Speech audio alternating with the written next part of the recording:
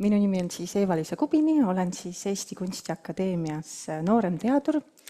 Ma olen õppinud sellist põnevat asja, mille nimeks on siis laste kultuuridisain Rootsis, Göteborgis. Ja olen ka siis töötanud disainerina laste ja noorte loovuskiirendis Vivistop Telliskivi, kus ma siis ka igapäevaselt laste ja noorte omaalgatuslikke projekte siis ka juhendasin. Aga täna räägin teile siis ühest konkreetsest koostööprojektist, aga enne kui ma lähen detailidesse, ma kõigepealt paluksin teile sulgeda silmad. Võtame korraks selle hetke ja läheme tagasi oma lapsepõlve. Et kas tuleb esile mõni selline mängimise hetk, mis on nagu eredalt meeles? Ma paluksin teil lasta ennast sellesse hetke kanda. Olge selles momendis korraks ja mõelge ka, et kellega te koos olete, mis keskkonnas te viibite, mis mängu te parasjagu mängite. Nii, aitäh selle teekonna eest. Te võite vaikselt avada oma silmad ja ma kõigepealt küsiksingi, et palun tõstke käed need, kes olid oma mälestustes üksinda. Nii, väga hea, aitäh. Kes olid oma mälestustes koos teiste lastega? Ahah, okei, kuidagi tõstis rohkem käsi. Ja siis ma küsin, et kes olid koos täiskasvanutega? Okei, üksikud. Aitäh, väga põnev. Ja siis ma küsin, et kui te mängisite, et mis mäng see oli, et kas see oli mõni olemasolev mäng, näiteks trifaa või mingi peitus, et mida te juba teadsite enne, või see oli siis välja mõeldud mäng, mida te siis ise mõtlesite välja. Või see võib olla muidugi kombineeritud, et näiteks kombineerisite erinevaid mänge. Aga siis küsin kõigepealt, et kes kasutasid kes mängisid olemasolevate mängudega? Ja kes neist mõtlesid ise välja? Ahah, väga põnev statistika. Ma ei tea küll, kui palju te nägite, aga mulle tundus, et enamus siis mängisid koos teiste lastega ja tegelikult mingisugust välja mõeldud mängu. Nii et aitäh selle väikse statistika eest. Ja tegelikult täna ma hea meelega räägiksingi siis lähemalt Eesti Kunstiakadeemia ja Toila vallaga koostöös siis alanud projektist, mis on siis noorte algatus. Teemaks on tegemist on siis mobiilse noortekeskusega Merekonteineris. Ja täna räägin siis natukene lähemalt sellest disainiprotsessist. Aga alustuseks meeldetuletuseks, et miks ikkagi laste ja noorte kaasamine nii oluline on. Ja siinkohal ma tooksin välja siis ÜRO laste õiguste konventsiooni, millega ka Eesti on liitunud ja toon välja punkti artikkel 12.1, mis siis sätestab järgneva. Tsitaadi algus, osalisriigid tagavad lapsele, kes on võimeline iseseisvaks seisukohavõtuks, õiguse väljendada oma vaateid vabalt kõikides teda puudutavates küsimustes, hinnates lapse vaateid vastavalt tema vanusele ja küpsusele. Tsitaadi lõpp. Ja mis ma sellega tegelikult väita tahan, on see, et tegelikult laste ja noorte kaasamine on meie kõigi kohustus. See on sätestatud tegelikult. Ja üks tööriist, millest ma tahaksin täna lähemalt rääkida, on siis laste ja noorte kaasamise rädel, mille on siis välja töötanud HART ja see põhineb siis ka Arnsteini kodanike osalusredelil. Tegemist on siis 8 punktist koosneva redeliga, kus esimesed 3 astet on siis mitteosalus ja ülejäänud siis 5 on osaluse astmed. Ja miks ma seda tööriista siin tutvustan, ongi see, et tegelikult see on väga hea selline analüüsimise tööriist, et aru saada, milline see kaasamise protsess tegelikult välja näeb. Ja eesmärgiks on siis vältida siis neid alumisi punkti ja seda redelit me kasutasime ka enda siis projektis analüüsides disainitudengitega enda koostööprojekti Toila vallaga ja noortega loomulikult.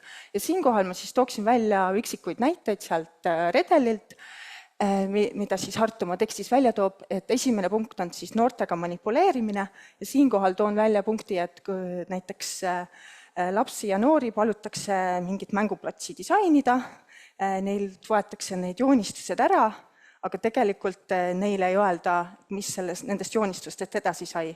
Mõned disainerid võtavad, joonistavad siis selle lõpliku variandi ja nimetavad selle laste disainitud mänguplatsiks, aga tegelikult lapsed ei tea, et milline see lõppversioon välja nägi. See on tegelikult noortega manipuleerimine. Teine punkt on siis noored kui dekoratsioon, ehk siis näiteks kui noored on mõnel meeleavaldusel kaasatud, aga tegelikult näiteks nad ei tunne seda teemat süvitsi, neile antakse mõned loosingud kätte ja siis tehakse pilti, kuidas noortele on see teema hästi oluline. Aga tegelikult nad ei tea seda teemat ja nad lihtsalt esindavad midagi, millest nad ei tea. Seda nimetatakse dekoratsiooniks.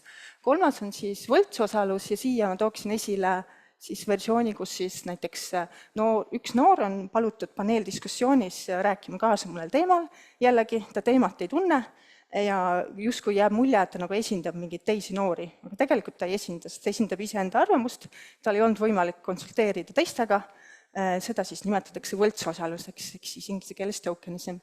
Et need on need punktid, mida me prooviksime ja paluksime vältida. Ja siis toon välja ka ülejäänud 5. 4. punkt on siis noortele kindla rolli andmine, mis tähendab siis seda, et ütleme näiteks on mõni üritus ja talle antakse kindel roll inimesi näiteks seal saalis ringi juhatada, ta on teejuhiks, see noor täpselt teab, et mis ta ülesanne on, ta on sellega vabatahtlikult nõustunud. See on konkreetne roll. See on siis 4. punkt. 5. punkt on siis noortega konsulteerima tagasiside, tulles tagasi selle mänguplatsi näitele, kui need disainerid oleksid nendele lastele näidanud seda lõplikku tulemust sellest mänguplatsist, siis oleks tegelikult see osaluse tasand, 5. tasand, ehk siis nad on saanud ka tagasisidet nende ideedele, et mis sellest edasi sai. 6. on siis täiskasvanud algatatud ja noortega jagatud otsused, et siin on siis hästi oluline see, et kes selle algse idee siis välja mõtles, ja et ütleme näiteks, kui tahetakse mõne näituse raames laste ja noorte mingit ajakirja teha, siis tegelikult algse idee mõtles välja täiskasvanud, aga siis lapsed ja noored saavad seda ajakirja ise luua, need professionaalid tulevad juurde, paluvad abi ja jagavad oma teadmisi siis nii-öelda noortega. 7. tasand on siis noorte algatatud juhitud otsused, ehk siis algne idee tuleb noortelt endalt, täiskasvanud sellel hetkel lihtsalt lasevad nendel ideedel nagu juhtuda, näiteks mõne mänguplatsi nagu loomine või mänguala loomine mõnes lasteaias, kus nagu olemasolevatest materjalidest midagi ehitatakse, aga siinkohal siis täiskasvanud ei sekku, vaid nad lihtsalt on seal taustal. Ja 8. tasand on siis noorte algatatud ja täiskasvanutega jagatud otsused. Siinkohal on hästi oluline, et see idee tuleb noortelt endalt ja täiskasvanu on sellel hetkel siis nii-öelda toetav roll. Ja ühe asja tahaksin välja tuua ongi see, et siis 8. tasand on ikkagi koos täiskasvanutega, et see on tegelikult hästi oluline, et me teadvustaks enda rolli, et me saame tegelikult toetavalt luua keskkonna, kus noored oma ideid meiega jagavad. Ja siinkohal toongi siis näiteks selle mobiilse noortekeskuse projekti, et tegelikult selle algse idee mõtlesidki välja noored ise, nemad siis Toila vallas siis võtsid ühendust noorsootöötajatega ja siis jagasid oma ideed. Ja kus see idee muidugi alguse tuleb, on siis meie ühisest kultuuriruumist, siin on siis saade Naabrist parem, kus siis sellised merekonteinerid disainitakse. Noored nägid seda saadet ja nad esitasid siis näitasid välja soovi, et nad tahavad ka ise sellises projektis osaleda. Ja sealt see projekt alguse saigi. Noorsootöötaja siis võttis ühendust Eesti Kunstiakadeemiaga, selline põnev projekt, et äkki te saate tulla appi. Meie siis disainitudengitega siis koostöös aitasime seda projekti planeerida ja noorsootöötaja juba algselt oli sellele ideele ka nagu täiendava rolli andnud, ehk siis lisafunktsiooni, et tegemist ei ole lihtsalt merekonteineriga, vaid tegemist on mobiilse noortekeskusega, mis rändab Toila vallas ringi, et jõuda nende noorteni, kes tavaliselt noortekeskuses ei käi ja et see saaks nii-öelda siis ringi minna nendesse kohtadesse, kus tegelikult noored juba kogunevad, näiteks siis Toila rannas ja siis Kohtla-Nõmme Rulapargis, kus tavaliselt siis ka tegelikult suveperioodidel noortekeskus on üldse kinni, et see oli siis võimalus. Ja kui meie siis selle projektiga liitusime, siis meie ülesanne disaineritena oligi siis tegelikult nende grupp noorte siis seda nii-öelda loovust avada erinevate tehnikate abil, siis proovisime koos välja mõelda, milline see ruum võiks välja näha, milliseid tegevusi võiks seal toimuda ja nii edasi, et meie projektis töötas kõige paremini just kolmemõõtmeliselt mõtlemine, et siis me tegime individuaalseid makette 1:20, me tegime 1:1 maketti siis olemasolevatest materjalidest, kus me saime siis koos välja mõelda, milline see merekonteiner tegelikult välja näeb ja neil oli võimalik siis selles protsessis siis osaleda. Ja meie ülesanne siis tegelikult disaineritena siin protsessis oli ka kõikide nii-öelda otsuste läbipaistvalt kommunikeerimine, ehk siis meil olid mitu kohtumist Toila vallas siis nende noortega, me kohtusime ka virtuaalselt erinevates platvormides, Zoomis, meil oli Facebooki Messenger chat, Miro platvorm ja seal me pidevalt jagasime kõike nagu projektiga seonduvat infot, ehk siis neil oli kogu aeg nii-öelda ülevaade sellest. Siin on ka siis üks näide sellest ühisest vestlusest, kus noored said alati nagu kommunikeerida, et me ei teinud seda kavandit vaikselt kuskil nurgas, vaid me tegime seda avalikult nende ees. Ja muidugi sellise suure projekti puhul, et tegemist on 2-aastase projektiga, siis selle protsessi käigus oli ka hästi oluline tegelikult noorte tunnustamine, ehk siis ideest lõpplahenduseni kuluski 2 aastat, aga pidevalt protsessis siis ka noored tundsid ja nii-öelda siis seda uhkust oma tehtud töö üle, sest pidevalt ka Toila vallas erinevad uudisnupukesed sellest valmisid. Meie kutsusime neid osalema ka Design Showcase'i galal, Eesti Kunstiakadeemias, kus nad saavad ka lavale tulla, et siinkohal on hästi oluline, et kõikide projektide nii-öelda tunnustust ka jagatakse nende algsete noortega. Ja siis tulemustest rääkides, siis kõige ägedam selle projekti puhul oligi see, et aastal siis 2023 suvel siis oli siis selle mobiilse noortekeskuse esimene hooaeg ja siis seda nii-öelda mobiilset noortekeskust siis külastas 170 noort 450 korral ja kõige olulisem on ka see, et noorsootöötiim siis tutvus 38 noorega, kellel puudus varasem noorsootöös osalemise kogemus. Ehk siis see noortekeskus jõudis veel suuremate noorteni, viies siis noortekeskus nendeni. Ja siin on siis näide siis 38 noorest. Ja muidugi kõige suurem tegelikult tulemus selliste protsessidel ongi see, et mida rohkem me lapsi ja noori kaasamine, seda rohkem me tegelikult meile oma ideid jagavad ja siin on siis tegelikult pilt järgmisest noorte algatusest, milleks on siis põgenemistuba Eesti Kaevandusmuuseumis Kohtla-Nõmmel. Et siin on siis näha, kuidas pika protsessi jooksul on disainitud see põgenemistuba ja siis esimesed noored said ka siis testida seda põgenemistuba. Nii et siis soovitan teil ka minna Kohtla-Nõmmele. Ja siis kokkuvõtvalt siis, mida siis disainitudengid sellest protsessist õppisid, ongi siis see, et kuidas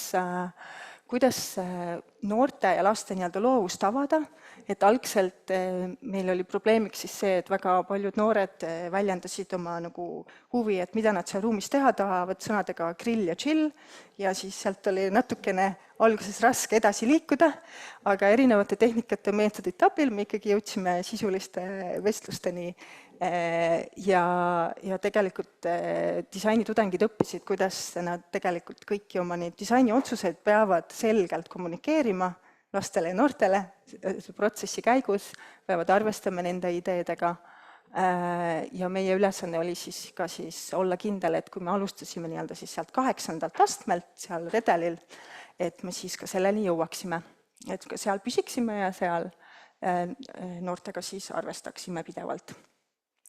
Ja siis kokkuvõtvalt ma tahaksingi siis välja tuua, et tegelikult kogu selline kaasamise protsess on oma olemuselt hästi kaootiline ja täis ootamatusi. Küll aga on kõige olulisem siis alustada laste ja noorte kuulamisest, ka välja mõelda erinevaid meetodeid, mitmekesiseid meetodeid loovuse avamiseks ja ka läbipaistvalt suhelda nendega, et kõik otsused oleks nendega jagatud ja neid ka sellel teekonnal tunnustada ja see on hästi oluline just pikemaaegsete protsesside puhul, et kus lõpptulemust ei olegi tegelikult näha alguses. Ja siis teeksingi teile soovituse, et ma loodan, et nendest tööriistast on teile kasu ja soovin siis, et te sihiksite siis järjest kõrgematele astmetele. Aitäh teile!